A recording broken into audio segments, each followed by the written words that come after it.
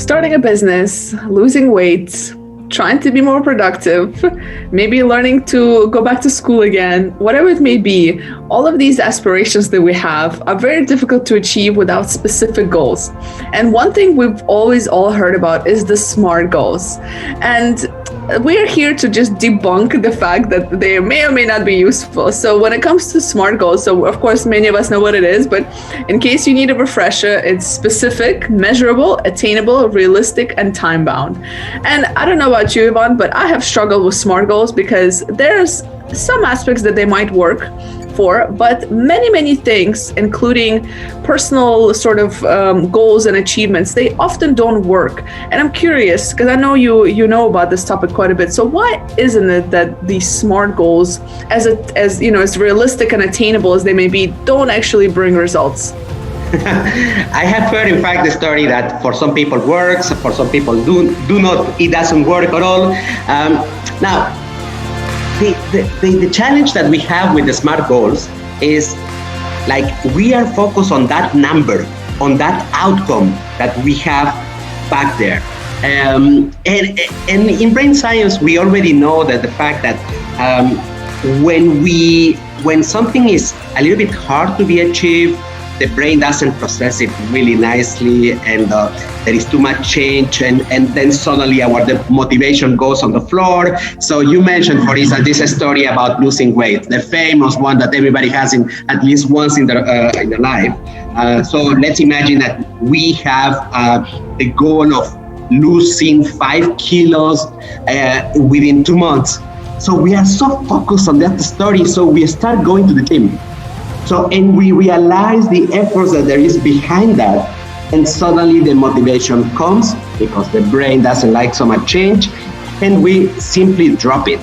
So the fact that it is focused on that specific number makes us a little bit like it's too unrealistic because it demands too much effort, too much of us in order to be attained.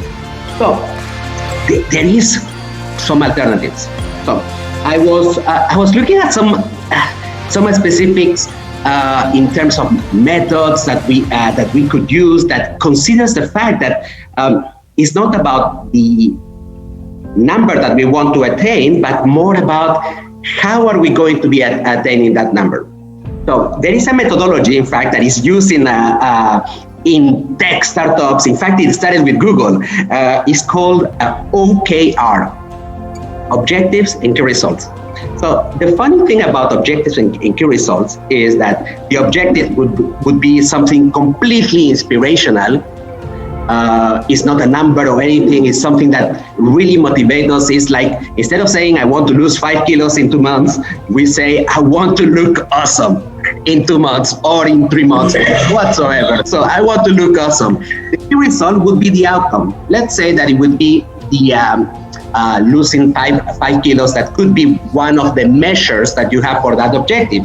But behind that, there is a couple of things that are called initiatives, like small mini experiments that you do that are going to contribute to you losing that weight. It is not about going to the gym. It would be like actions that you think that are going to contribute to your main objective, which is look awesome.